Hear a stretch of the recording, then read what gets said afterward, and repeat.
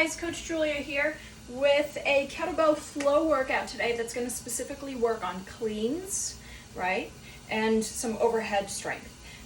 Before we get started into that, today I'm going to use one kettlebell. I'm going to talk to you about how to adjust back and forth.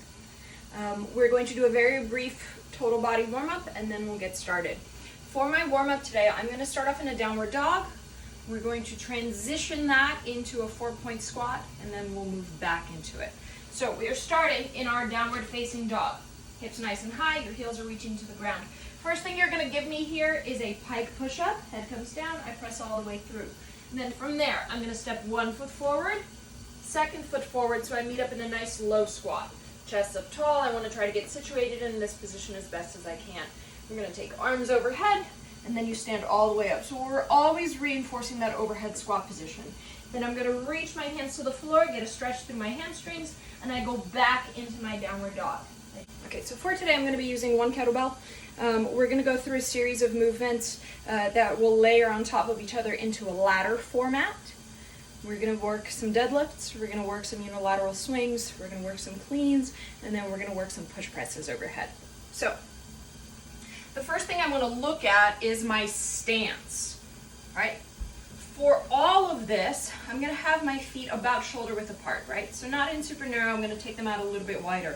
For both my deadlift and my swing, I'm going to have the handle starting horizontally. That means it's facing this way as opposed to this way, okay? From there, the first thing I'm going to do is a deadlift.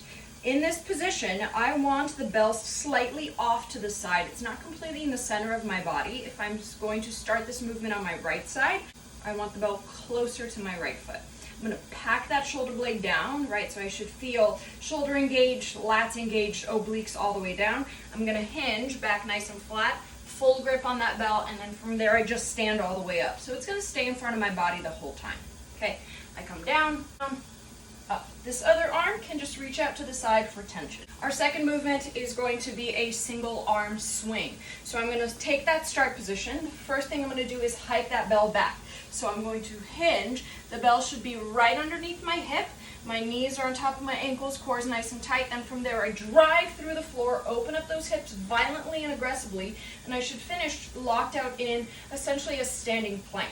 The bell is just going to float, then I'm going to let it come all the way back down. My bell in front of me, I'm going to tip it back, hike, drive, drive. My third movement is going to be a clean. So if you haven't worked cleans with a kettlebell before, there is a timing thing that needs to kind of be worked out. On the initial backswing, we're going to turn your thumb back and down. So I backswing with my thumb reaching towards my body. As I extend, I'm going to keep this elbow close to me, shrug the bell back, and then rotate until I get here. My receiving position, my rack position with the bell is going to be knuckles straight up to the ceiling, thumb towards my chest. The bell is going to rest here between my bicep and my forearm. That elbow, again, stays connected to my body the whole time. When I release, I'm going to push it away, keeping the elbow close to my body, hinge, follow through. So again, extend, elbow in close, pull back. That bell is going to rotate, then we release, you punch it out, keeping everything as tight to the body as you can. So I'm never punching way out here, right? I punch, follow through. Bell is going to start on the ground. I've gone ahead and turned my hand, core is nice and tight, opposite arm is out, hike, follow through into that rack position. Again, really loose grip so the bell can rotate, and then back. Rotate, back, rotate. My last movement that I'm going to work is going to be a push press. So now that we have that bell in that rack position, we're going to find the same kind of push press that we would with a bar. Core stays nice and tight. You want to feel your weight balanced, which for most of us is going to be a little further back because you have extra load in front of you. You're going to dip straight down, feel that position, right? Knees going forward, foot stays balanced on the ground. Then we use that force to drive, follow through, and finish with that bell up overhead. Core nice and tight, opposite arm out, dip, drive, follow through, reset, dip. So when we do a full complex, what it's going to look like is deadlift, immediately into swing, immediately into clean, immediately into push press. I'll leave rep counts listed underneath, but just so you get a visual, here's what we're going to move through. Deadlift,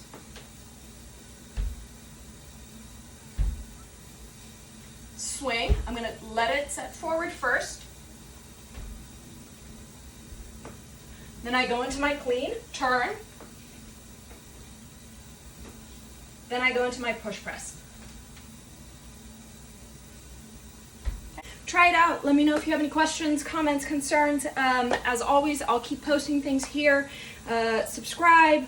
We'll keep providing content. Let me know how things are going. See you next time.